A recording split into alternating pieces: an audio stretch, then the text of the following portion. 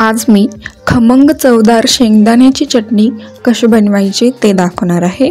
चला तर मग रेसिपीला सुरुवात करूया।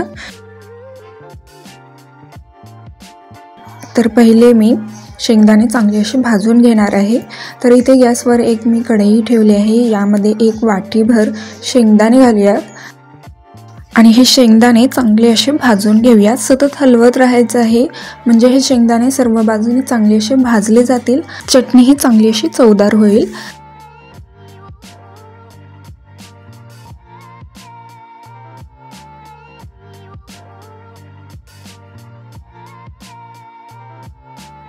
शेंगदाणे चांगले असे भाजून घेण्यासाठी आपल्याला साधारण 4 ते 5 मिनिटे लागतात।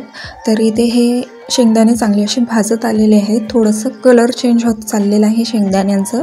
तर यामध्ये आता आपण अर्धा चमचा जिरे घालूयात आणि जिरेही ह्या शेंगदाण्यांसोबत भाजून घेऊयात। तर इथे हे शेंगदाणे आणि जिरे चांगले असे भाजून झालेले आहेत। शेंगदाण्यांचं कलरही थोडासा असा चेंज झालेला आहे। तर आता आपण हे गॅस बंद करूयात आणि हे शेंगदाणे एका परातीमध्ये काढून ठेवूयात थंड होण्यासाठी। थंड झाले की आपण नंतर याची चटणी बनवून घेऊयात। तर इथे मी चटणी बनवण्यासाठी खलबत्ता घेतलेला आहे। तुम्हाला हवं असेल तर तुम्ही चटणी मिक्सरच्या भांड्यामध्येही बनवू शकता, पण खलबत्त्यामध्ये चटणी छान होतात। तर इथे मी हे जे भाजलेले शेंगदाणे हे थंड झाले की या खलबत्त्यामध्ये घातलेले आहे। आता हे आपण थोडंसं जाडसर असं शेंगदाणे हे कुटून घेऊयात। पहिले शेंगदाणे कुटून घ्यायचे आहेत आणि नंतरच आपण यामध्ये बाकीचे साहित्य घालूयात।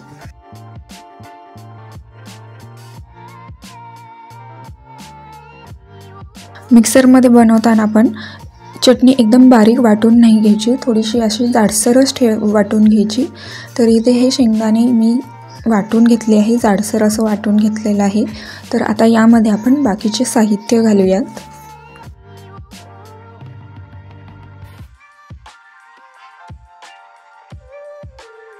4-5 लसूण पाकळ्या, लाल तिखट, इथे मी 2 चमचे लाल तिखट घातले आहे, तुम्ही तुमच्या आवडीनुसार लाल तिखट घालू शकता। आणि चवीनुसार यामध्ये आता आपण मीठ घालूयात आणि परत एकदा आपण हे चांगलं असं कुटून घेऊयात, म्हणजे लसूण ही व्यवस्थित असं कुटलं जाईल आणि हे साहित्य सर्व या शेंगदाण्याच्या कूटमध्ये चांगलं असं मिक्सही होईल।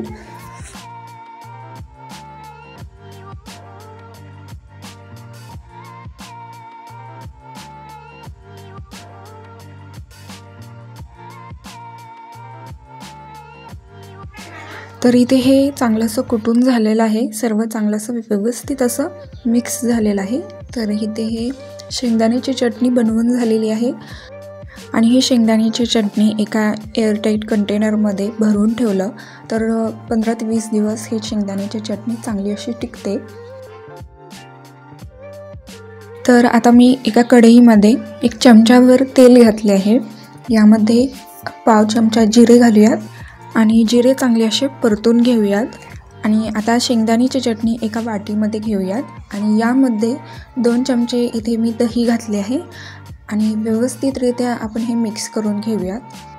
दही आणि शेंगदाण्याची चटणी व्यवस्थित असं मिक्स करून झालं की यावरती आता आपण जे जिऱ्याची फोडणी बनवलेली आहे ती फोडणी यावरती घालूयात।